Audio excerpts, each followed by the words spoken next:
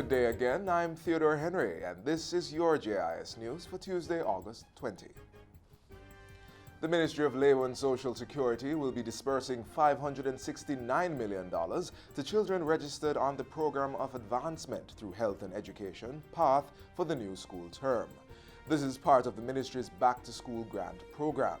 It will provide 162,654 primary and secondary school students with $3,500 each. We understand that if we want a better Jamaica, a better future for Jamaica, we must invest in our children.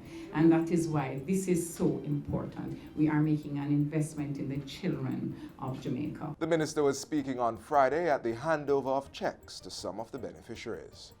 10 business process outsourcing BPO member companies are to benefit from a $480,000 project aimed at strengthening and enabling small operations to move up the value chain.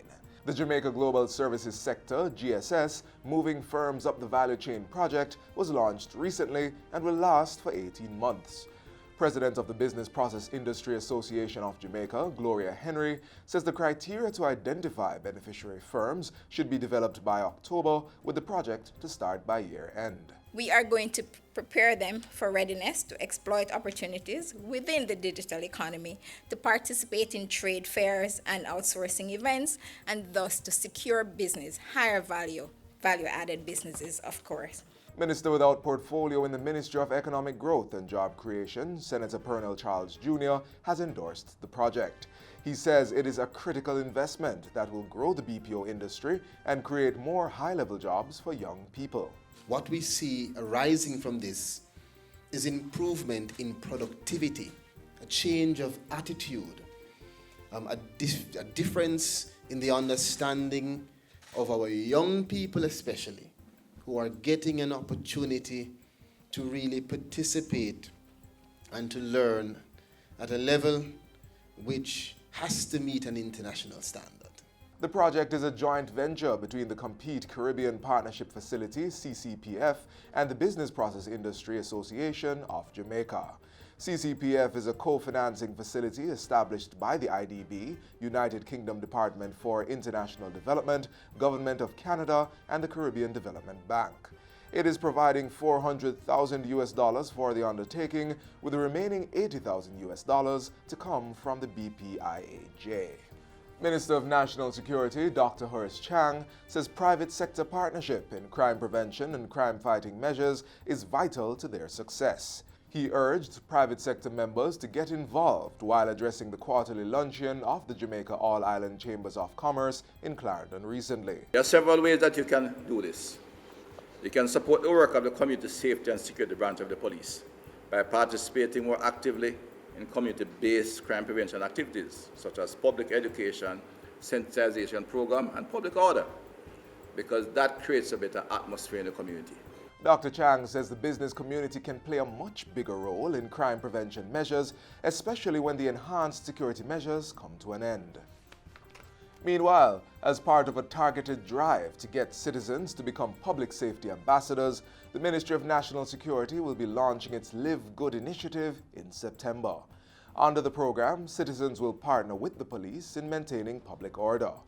Portfolio Minister Dr. Horace Chang says there will be a special focus on getting on board micro and small business enterprises, such as those involved in vending and the transportation sectors. Nothing wrong in training students to walk to cross the street where you have pedestrian crossing.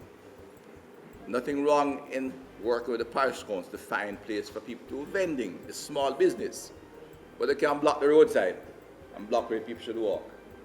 We have to get the taxi men, and if necessary, we get the traffic laws and equip the police to, when they breach the traffic code, we're going to have to charge them. But if we educate them and engage them as business people to operate with discipline, we can reduce the public disorder. Minister Chang was speaking at the Jamaica All-Island Chambers of Commerce's recent quarterly luncheon in Clarendon. Permanent markers have been installed along 42 of the estimated 250-kilometer boundary spanning the area to be protected as the cockpit country. Senior surveyor at the Forestry Department, Denvon Codner, gave the update during Thursday's ground truthing and marker installation exercise at Freedom District near Craighead in Manchester. We have done 83 of the 250 kilometers of boundary so far across 3 parishes, Trelawney, St. Ann, Manchester. We started the ground truthing exercise in Jacksontown, came all the way up to Ulster Spring, back to Norway, then down to Craighead. Work will continue through St. Elizabeth and St. James in the coming months. In 2017, Prime Minister Andrew Holness adopted 74,726 hectares of land to be designated as the cockpit country. Work is now ongoing to determine whether or not the area is to be extended. Ground truthing and installation of permanent markers are being undertaken by the Forestry Department through a 4-year €16.5 million commitment from the European Union. That exercise began in 2018 and is expected to be completed by 2020. And finally, national hero Marcus Mosiah Garvey is being remembered as a fearless individual who challenged the world powers despite the possibility of receiving harsh punishment. The praise came on Saturday at a floral tribute at the National Heroes Park to mark the 132nd anniversary of Garvey's birth. Minister without portfolio in the Ministry of Economic Growth and Job Creation, Senator Pernell Charles Jr., says Marcus Garvey stridently continued his message of repatriation and unity among the black diaspora, heralding a day when the Negro race would be free to participate in the global economy as an equal player. Perhaps his greatest tenet was his ability to see beyond the moment. He was a visionary in his thinking, and he was never afraid to defy the global systems that separated and categorized human beings of different backgrounds as less than equal inhabitants in the world space. Minister Charles was representing the Minister of Culture, Gender, Entertainment and Sport, Olivia Grange. And that's it for JIS News Today. I'm Theodore Henry. Thanks for watching.